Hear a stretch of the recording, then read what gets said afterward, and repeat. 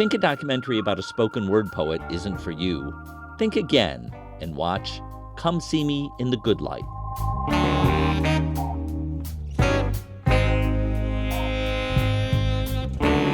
I'm Tom Powers, and this is Pure Nonfiction. Come See Me in the Good Light is a love story centered on the poet Andrea Gibson, who died this past summer at age 49 after a long battle with cancer.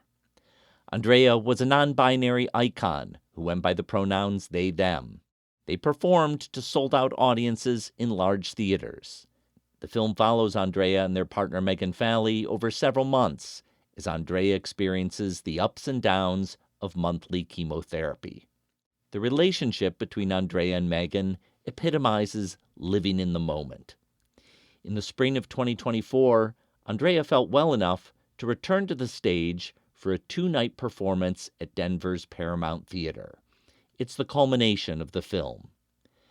The comedian Tig Notaro, a longtime friend of Andrea, is the person who enlisted the filmmaking team of director Ryan White and producer Jessica Hargrave. They completed the project a year ago for its premiere at the Sundance Film Festival while Andrea was still alive. You can now watch the film on Apple TV. In the first half of this episode, I speak with the director Ryan White, and in the second half, I speak with Andrea's partner, Megan Falley. I first met Ryan 12 years ago when he directed the documentary The Case Against 8 that covers a court battle over same-sex marriage. Since then, Ryan and his producing partner Jessica have released an eclectic range of projects. They include lively biographies on Dr. Ruth Westheimer and Pamela Anderson. They made the Netflix true crime series The Keepers, as well as the family-friendly Goodnight Oppie about a robot on Mars. Each of their films feels unique. That's certainly true of Come See Me in the Good Light, that gets up close and personal very fast. On the first day of shooting, they filmed a dinner party where Andrea has a sexually candid conversation about fingering. You'll hear more about that later. I interviewed Ryan in October. I started by asking how much he knew about Andrea Gibson before this project started. I had never heard of Andrea Gibson. I think spoken word poetry for me is a total black hole. I remember it from growing up in the 80s and 90s, but I didn't even really know it was still a thing. So the genesis is Tig Notaro, the comedian. So Jessica Hargrave, who you know, who's been my best friend since we were little kids, produced all my films. She and Tig used to work together back in the day. So we've been friends with Tig for over a decade. In fact, we were at Tig's legendary stand-up set at the Largo here in Los Angeles that really put Tig on the map in a major way about her own cancer diagnosis. I think that was 2013 or something. So we've known Tig for a long time. Tig loves documentaries. She had a whole podcast about documentaries. And we've been saying to her for a decade, like, bring us a funny idea for a documentary. Why aren't documentaries funnier? She's thrown out many ideas, some of which have been terrible over the last decade. And so when she called a couple of years ago and pitched us a poetry cancer documentary, we were appalled. We were at the end of our rope with Tig. Like, you have totally misunderstood this assignment. But Tig happens to be a lifelong friend of Andrea's. Like, they go back to their 20s together in Boulder. And Tig said, like, just hear me out. I know spoken word can turn some people off. I know cancer and poetry might turn you off, but Andrea is one of the funniest people I've ever known in my entire life. Just watch some stuff and get back to me. So Jess watched some performances first because she had that phone call with Tig, and she forwarded some things to me and said, like, I think there's something really special here. Take a look. And Jess and I basically function at the same brain at this point. We've been best friends for 30-something years and have worked together for so long. So I totally agreed with her. So we went to 2 weeks later, we were on a flight. We had never spoken with Andrea. We had never spoken with Megan. But we were on a flight to Colorado. We pulled up at the house. Meg came out first. I knew nothing about Meg. I only knew a little bit about Andrea. And Meg gave us a hug. And then Andrea came out and gave us a hug and said, I guess you're going to be with me when I die. Welcome to my home. And that was how it all began. And you've seen the film, so Andrea does not die at the end of the film. But that was the expectation all along, was that we were making a documentary that would document Andrea's illness and then inevitably their death. And then through the shooting, and then especially through the editing, and my brilliant editor, Bernice Chavez, really helped us figure this out through the course of the edit, that shifted. And I like to say, I think Andrea kind of knew that all along. Like, oh, at some point, Ryan will understand that this film isn't about my death, that I'm here to show them something different. But we had to awaken to that notion. And so we pivoted at some point. And it's really hard to talk about this film, I think, without sounding so cheesy, but I'm okay with that at this point, because making this film for me personally has been so life-changing on so many levels that I won't bore you with. But the cheesiest reduction of this film to me is that it's a film about living and it's not about dying at all. And so we decided, like, why does our hero have to die at the end of the film? And that's why we ended the film where we did. And then, it got into Sundance and we premiered there, and Andrea was able to be there and be at a few of the festival screenings before they got too sick to travel anymore. So in my mind, it worked out perfectly in that way. So I wonder what felt familiar to you about the process of observational documentary that you've practiced before, and what was different about this project? There was a lot that was different about this project in the greatest of ways. You've known how much the documentary landscape, better than anyone, how much that has changed over the last, let's say 10 years, especially. But for me, making Come See Me in the Good Light in a really reinvigorating way felt like returning to my roots. It felt like being in college again and making a documentary that was totally grassroots.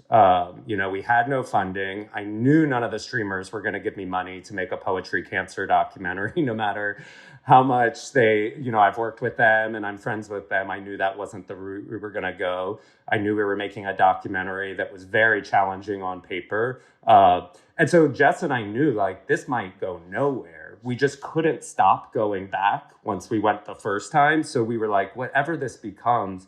And I guess I should note too, like, in our second shoot, it's a scene in the film where Andrea gets a very bad cancer marker result and thought they could die any day. So we didn't even know if we were going to do 2 shoots and then Andrea would die. And is there anything to even be made out of this? Or are we making a short film or just doing some sort of poetry vignette? So it was very unpredictable in that way too. But that's what was so invigorating about it, was there weren't, the expectations of a distributor behind you. There weren't notes while we were making it. It really felt like Jess and I Jess and I have been making films since we were like 11 together. And this one felt like making one in our teens again, where we were just so passionate about it. And we had to figure it out as we went. And, it all worked out when it got into Sundance, and then Apple bought it after Sundance. But I think there was a very good chance that this film went nowhere as well. And we were perfectly fine with that.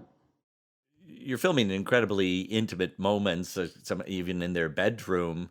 How did you communicate to them what the terms of engagement were between filmmaker and subject? There was no communication. Like, I would like to amp up some big story to you of winning their trust over a long course of time. And I just did not have to do that in this case. I think there is something to be said. I think Andrea is a unicorn already, but I think there's something to be said about knowing you might be in your final months of life, that you just don't really give a shit about the things that us that don't know that impending date care about.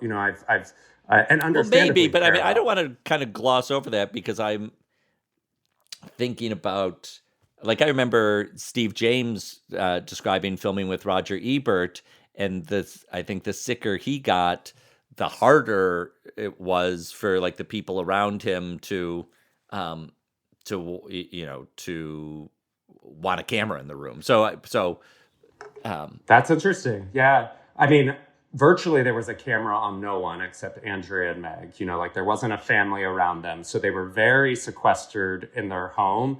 And the best example I can give of this is, I think, having watched the film at many film festivals now, I think we can all unequivocally agree that the best scene in our film is this scene about fingering and thumbing that happens at the dinner table. It's this conversation about lesbian sex that turns very profound. It's kind of dirty and funny, and then it turns very profound and deep and sad, which is the extreme embodiment of Andrea, I think, in all situations.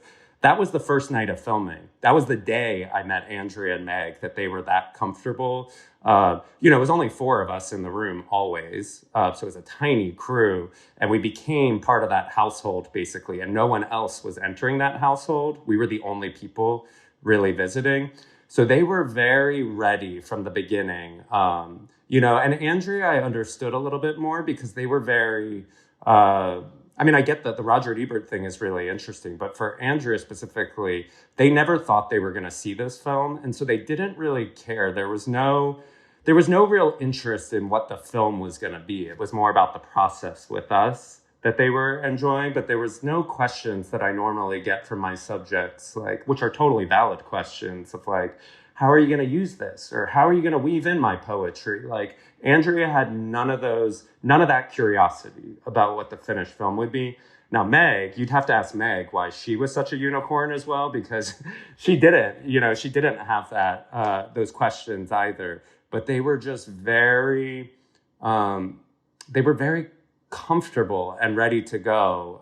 And I think part of that might be that they're spoken word poets. Like Meg says, for a living, they're exhibitionists. That was part of their job, is putting their lives and their trauma into poetry and performing it on stage. But I've never had subjects like either of them, much less a duo like both of them, that were so, I'm not the type of director that tries to say ignore that there's cameras here or anything like that. But I never even had to have those conversations with them. From night one, they were acting as if the camera didn't change their behavior at all, which was bizarre, but was a joy to get to work with, because you never had to navigate some of the other things that you do with subjects. So you went deep quickly into the emotional worlds of these people without, any journalistic distance. Can you talk about the emotions that you and the crew were going through this very intense time with people who you'd clearly come to care deeply about? Yeah, it probably breaks every rule in the documentary handbook, at least the traditional documentary handbook, the way that we made this film. Andrea and Meg, from maybe the first or second time that they met us, were telling us I love you when we would leave Colorado. And like I said, it was only 4 of us. So you talked to Brandon Sommerhalder, my DP at Sundance, I believe, when you published a little interview. Maybe my colleague did. Okay. He's our DP, and I have never watched a DP bond with a subject so closely, to the point where I couldn't go in. Like when we were in their house, it was just the 6 of us, and that's most of where the documentary takes place. And then whenever we left the house, the only places we went were the hospitals, and we couldn't get permission to shoot on cancer floors, understandably, because it would have been very disruptive to other patients getting chemo.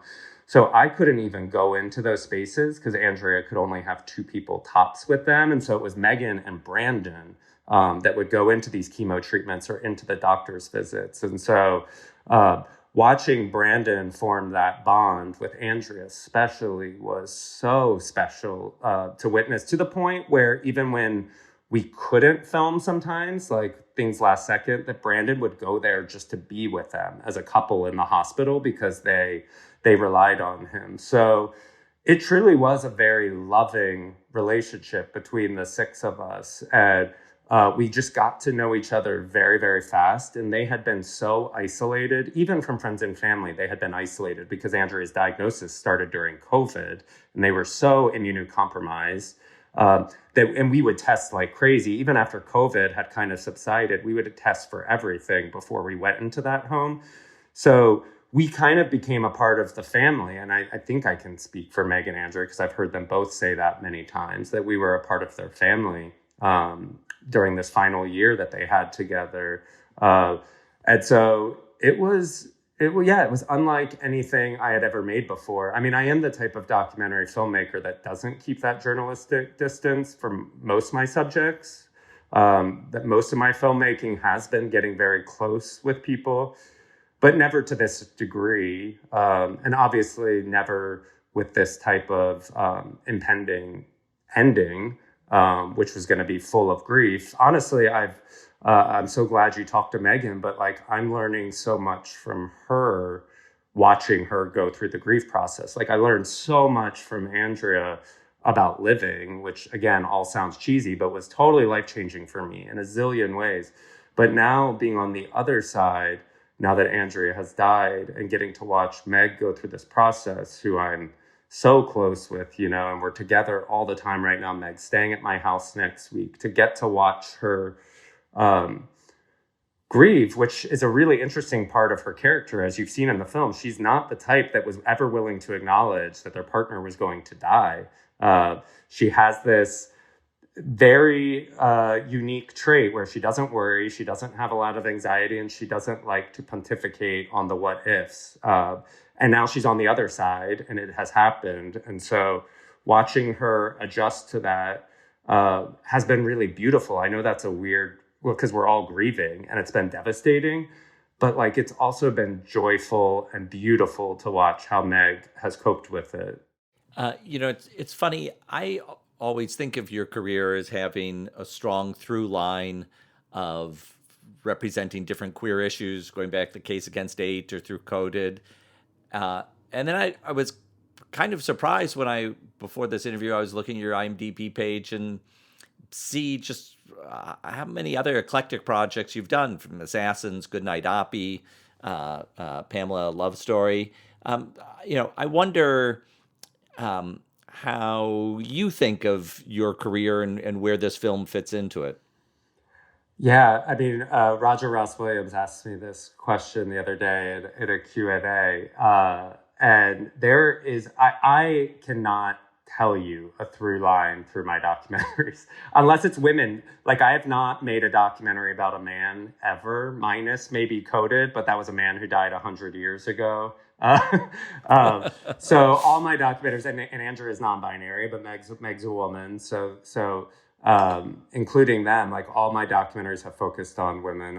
Was raised by a single mom with a grandma and an older sister. So I think I sort of idolize women growing up, and Jess was my best friend. So I don't think I've sought out those stories, but whenever they've been pitched to us over the years, those are usually the ones that land with us. I mean, and this is another way where Jess is huge to the relationship, is like she has just as much say, equal vote in what we make. And we rarely disagree on that. Like we often get pitches, at the same time, and I know right away that we're going to pass on something, or I know right away, like we're going to both respond to this. But I mean, for this one specifically, for Come See Me in the Good Light, like queer issues have been incredibly important to me. I feel like, the Case Against Eight is not that long ago, but it's wild how quickly progress moved with gay marriage while we were making that film.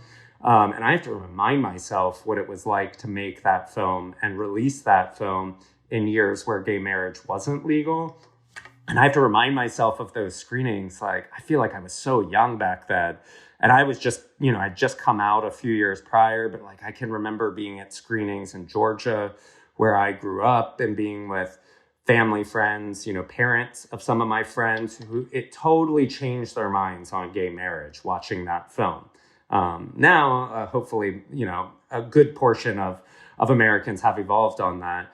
So with Come See Me in the Good Light, I'm noticing something similar. Again, this is not why I take films. I was just drawn to Andrea and Meg as subjects and the love story. Like, I'm not drawn to issue-based films. I love my colleagues that make them. I don't think that's my strong suit as a filmmaker. But now releasing this film, getting to meet so many people who either didn't understand that it was a trans story, don't understand what non-binary is, or didn't even know where they stood on those issues, and not even understanding it until afterwards at a Q&A. I'm seeing that impact as well. I saw my own dad go through this at Sundance. My dad and his girlfriend, she's from Alabama, he's from Georgia. They live in a conservative part of Florida. They don't know any trans people. I don't know where they stand on that politically, but when they saw this film at Sundance, they were so moved by the love story between Andrea and Meg. And when I brought up the word trans or non-binary and explained to them that this was a couple that fell under that umbrella, it totally blew their minds. And we've seen that quite a bit, and I think that's part of the magic of Andrea, not only with trans and queer issues, with poetry as well, is that their poetry is so accessible. They joke in our film that they don't know that many big words, which is maybe why I love Andrea's poetry, because I don't either. And so almost anyone can read it and feel the emotional resonance of it.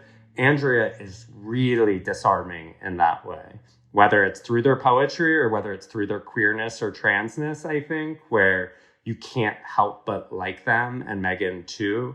And so I'm kind of hoping in a political climate where that's so unnecessarily politicized right now, that maybe people will watch this film not understanding even what it is. And it kind of the way the case against Date, I saw that do that 10 years ago, that this could kind of do that for some people that may not be on the right side of trans issues right now.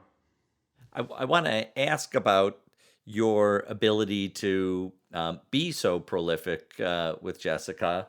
We're in a time when it feels like the headwinds are getting stronger and stronger against documentaries, and particularly some of the kinds of films that you make. What do you think have been the keys to doing so much as you have in the last 10 years?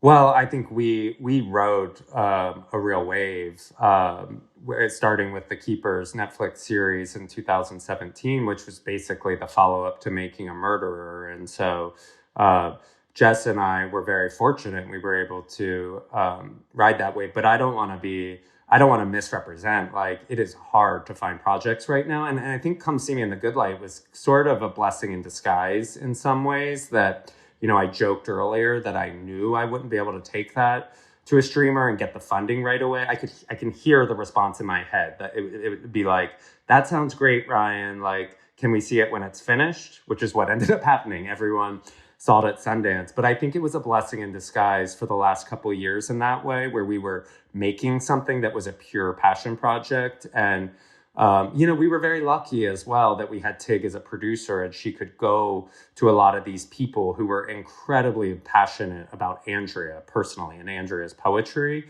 and were willing to give us independent financing to help make it. I mean, we did make it very, very cheap. But so that film gave us an outlet for the last couple of years to make a passion project during a couple of years that have been particularly tough for everyone in our industry. And now, coming out of Come See Me in the Good Light, it's not easy. Like, we don't have a million projects in production. We've had to slim down. Our company, Tripod Media, we never really ballooned that big, even during the documentary boom. We didn't by design, because Jess and I are very mom and pop, and we only want to do a couple things at the same time. And Jess has to run the business. But like I said, she also wants to be on every shoot. So we can only afford time-wise to make a couple things at the same time. But yeah, it's a tough market right now. Even true crime, we did a true crime project a couple years ago, and it was very difficult, much more difficult than say 5 or 6 years ago, to get interest from the buyers. And that was true crime, which I think is probably the most sellable. Maybe Celeb Docs and true crime are kind of head to head there. So yeah, but I think Come See Me in the Good Light, when I say it was reinvigorating, like, we're trying to find more projects like that. In fact, I've noticed at film festivals a lot, seeing my colleagues after they've seen Come See Me in the Good Light, a lot of friends have come up to me and said some version of the same thing, where it's like, this is the type of film that we all want to be making. Like, we don't all want to be making true crime and celeb docs all the time. Many of us do. And obviously you can make brilliant true crime. Gita just did it. You can make brilliant celeb docs.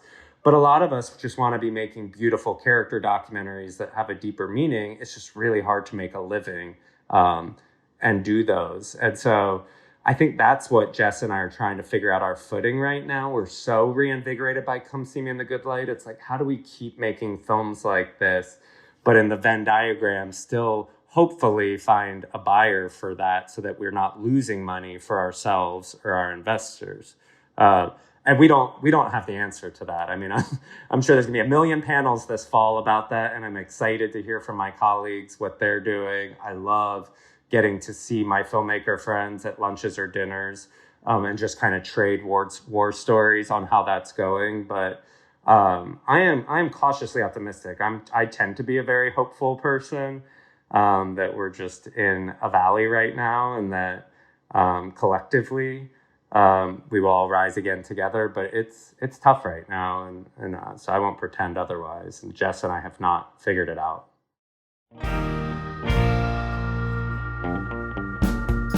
That was Ryan White, the director of Come See Me in the Good Light. I separately interviewed Megan Falley in October, only 3 months after the death of her partner, Andrea. I asked Megan what she thought about letting a documentary crew into their lives. When we were asked if we wanted to do a documentary, we were asked by one of our producers, who happens to be a very good friend of Andrea and I, Steph Willen. And both of us had an immediate yes. It came on the heels of a pretty devastating cancer recurrence, after it was considered incurable, and then the treatment that Andrea was on had stopped working again. And we had tried collectively, and some of it was trying and some of it was by grace, to really make like beauty of the time we had together, to make a gift or something we could give to other people of our time. And when asked if we wanted to, and that was mostly done by writing or just by living and hoping to influence the people around us. But when asked if we wanted to make a film, it felt just like a very obvious yes. I think partly because words sometimes fall short. Like, we tried to tell people, we're dancing through this diagnosis. We're more in love than we've ever been. Like, this is how we're experiencing it. And I don't know that we quite knew this at the time, but when we watched the film, we're like, oh, that proves it. That shows it. Where words fall short as poets, we can give people this thing and say, here's what it was like. Um, and it actually, the camera, I think, was a witness too. And so having that, like, maybe almost third consciousness there was a reminder for us that we wanted to do things with joy, do things with beauty, do things with love and connection. And the crew itself, I think by the second day or third day we were with them, we said, I love you. Um, they became family so quickly. And when they visited, see, I'm not even calling it work. When they visited, when they came to film, that ended up tying in with the cycle of the every 3 weeks of Andrea doing chemo and us getting the news where their blood work was at and if there was progression or slope. And that, like, anxious cycle actually turned into an anticipatory cycle of, like, oh, our friends are coming. Like, it transformed, and we really found, like, beautiful community in that crew. Yeah. I mean, that's an incredible way of describing it, and also kind of awareness that maybe the camera would see something that you can't put into words. All the more remarkable since you are someone who lives by words. So when your producer said, "Hey, this could be a good idea," what was the process like from your perspective of who's the film crew that's going to do this, and I'm also curious, like when you imagine this, was there another documentary that you had seen that you thought, oh, maybe it could be like this? So Steph, our friend Steph is really good friends with Tig Notaro. And I think as soon as Tig is involved in a creative project, as soon as like her light turns on, it's like go, go, go, go. So within 2 weeks, I think, of saying yes, I'm pretty sure that the crew was in our driveway. We hadn't taken any meetings with them, but we were given a list of films that we could, or a list of documentary crews that we could potentially reach out to. And Andrea and I had not, we had recently just happened to have watched Pamela, a Love Story about Pamela Anderson, and both of us loved it.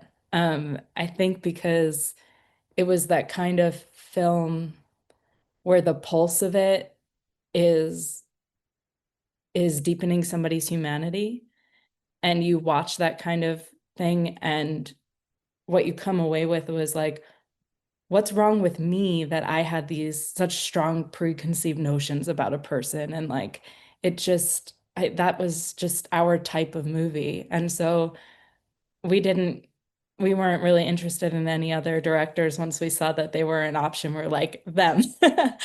Um, and we honestly had no idea what the film would look like or what it would be about. Um, until they told us that it had gotten into Sundance. We didn't even know that there was a cut of the movie done. We thought that they were going to keep coming and filming. We thought we'd film maybe another year. And uh, we were upset at first. We were like, wait, what do you mean it's done? We want to keep going.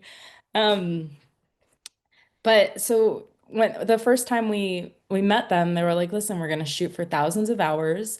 About 1% of what we shoot will be in it. So like don't worry too much. That was just what we said, or what was said. And we just didn't know like if it would have focused more on Andrea's career or what, but we were both very pleased that the heartbeat of it ended up being a love story.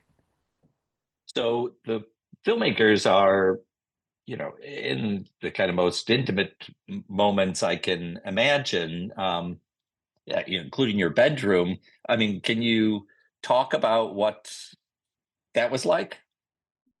I think the first day it felt a little bit awkward. Um, Sure. However, and you've seen it, correct, Tom? Yeah, yeah, yeah. So I don't know if you know this, but the first day it was strange. And so we're eating dinner, but uh in addition to the day or the first day being strange, the like thumbing, fingering dinner scene Right. is Yes, night yes. one. So that might give you like a glimpse. I think well, Ryan called Andrea and myself unicorns. He's like, it usually takes a really long time to get people to open up to that degree. So I think in some aspects it maybe speaks to the exhibitionist nature of like spoken word poets who read their most intimate stuff on a stage, but it also speaks to how instantly comfortable we were with them because of their kindness and just their way.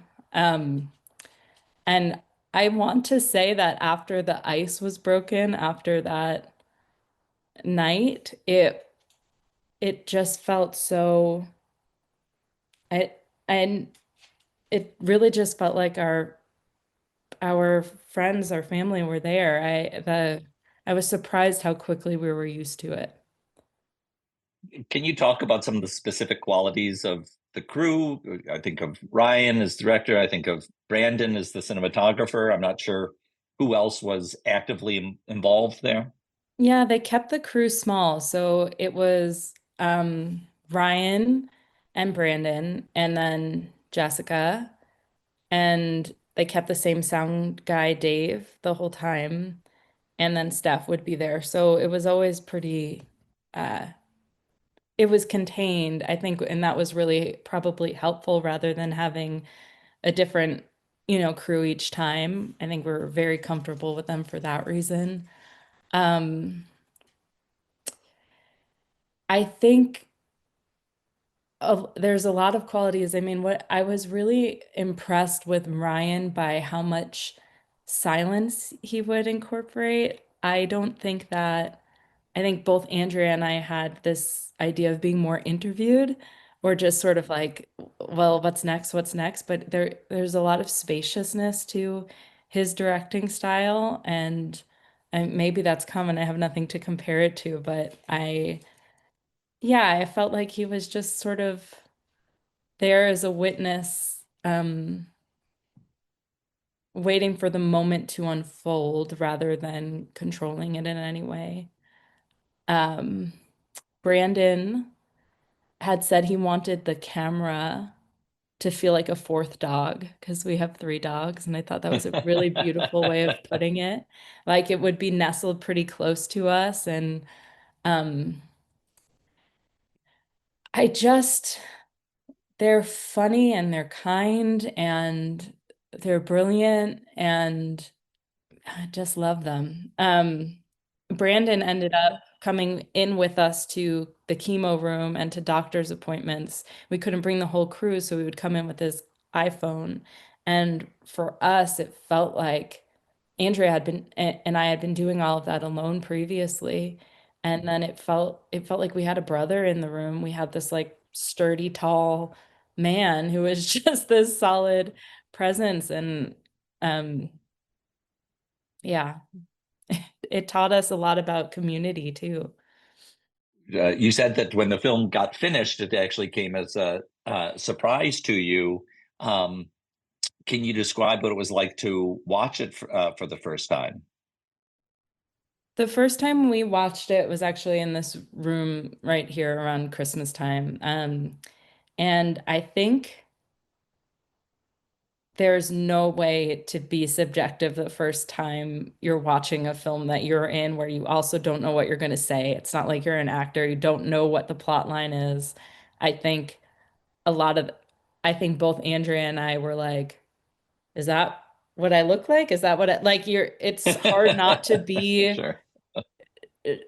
it's hard, very hard, to not to be objective in any way. But both of us said to the other, I was like, well, one thing I know for sure, uh, I call Andrea Gibb, is that it really captures you because Andrea's, their frontward facing self is always has always been very wise and beautiful and poetic. And then this movie captures so much of their goofiness and how funny they are and how silly and light of spirit. And I felt like they were just magnificently captured. And Andrea said, oh, wow, that's so funny. Because what I felt watching it was, oh my God, they captured Meg. So we couldn't quite yet see the bridge the cognitive weirdness of watching ourselves, but we saw each other perfectly captured. And then by the time we saw it again at Sundance, Andrea whispered to me, "Oh, this is going to help so many people." And I know that for Andrea, that was the highest honor that art could achieve. And they didn't just mean people with cancer, they meant everyone. Is it hard to watch? Like, was it hard to watch again at Sundance, or did you embrace that experience? It did not feel hard to watch at Sundance at all. I think we, Andrea especially, did not think that they'd ever be able to see the movie. They thought, I know that, um, yeah, when we first met Ryan, Andrea said, like, I guess you're going to be here when I die. Welcome to my home. So that was Andrea's perspective of how this would happen. And I think it was a gift on the part of the filmmakers to get it. I mean, it was made in a year. Um, and for us to be able to see it a few times actually. And what was hard was watching it after Andrea died. So I went to, there was a showing in New York, and we did like the Camden Film Festival in New York and then a screening in LA. And that was a very different experience than watching it anytime with Andrea alive. Um, and I bawled my eyes out. I can imagine, or maybe I can't imagine, but I'm impressed that you would even make that effort. And I mean, I wonder what was kind of motivating you to do that. I mean, I feel so lucky. Like first of all, sometimes I think about how anybody lost somebody before the age of video or photograph or voice memo or and Andrea is also so prolific. So I have so many of their thoughts and so many moments recorded. But for me, if you lose your partner, especially so young, I don't feel like our love story is a memory I have to conjure.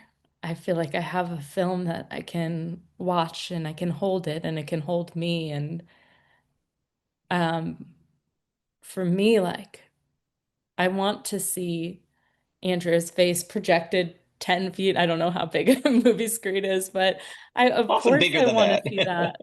Bigger than that. Of course, I want to see that. And it's painful. Like there are scenes like Andrea sitting at this desk, and it's painful to watch them move through the room, but I think it would be more painful not to have that. There's a moment in the film where Andrea says that one of the things they hate about when they die is that they won't be able to take care of how you react to it. And I wonder what you've learned about the process of letting go. Hmm. I don't know that I feel like I'm letting go. Um, I feel more so what I'm doing is learning how to listen differently and see differently to possibly be receptive to whatever ways Andrea is trying to communicate with me now, whatever ways they're trying to write poems or make beauty now. Um, I I I mean, this probably sounds cliche, but like I see them in the sunset and I think of, oh, Andrea's like painting the sky today, or I um yeah, I think that more so what I'm trying to do now rather than let go is feel into the plane where letting go isn't even a thing that exists. Um, does that make sense? I think it's beautifully expressed to see your partner in all aspects of nature that way. Um, so the film has been playing at festivals and private screens, and it'll come out onto Apple to a wider world a few weeks after we're having this conversation. Um, what does that mean to you? You know, as you see in the film, I am not somebody who spends a lot of time in the future, and whether that's worry or excitement. So I think that I will just, it doesn't, I'm really grateful that it's going to be given to a wider audience. I'm really, really grateful that there's going to be the opportunity for other people to see it. I think the reaction often to people seeing it is, oh, there's a fly. Maybe it's Andrea. I think their reaction is to like call their loved ones or live differently or uh, I just find appreciation. And for me, the more people who can get that message, I just think that's good for the world. And my hope is also that because it's going to be on a wider streaming platform, it will make its way into homes of folks who might not necessarily have made their way to the theater or something to see it, but who might just scroll through and click, and not necessarily folks who would have regularly invited like a non-binary person or a queer couple into their house. And then I think the film really speaks to the humanity connecting us all rather than our differences. And I I look forward to its impact on other humans.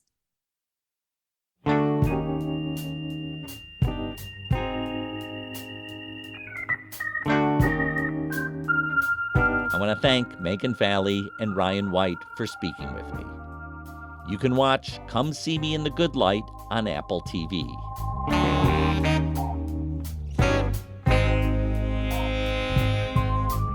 Thanks to our team, Doc Voices writer Bella Racklin, series producer Hannah Nordenswan, and web designer Cross Strategy. Our theme music is composed by Andre Williams, and our executive producer is Raphael Nehausen. I'm Tom Powers. Follow us on Instagram and visit our website at purenonfiction.net.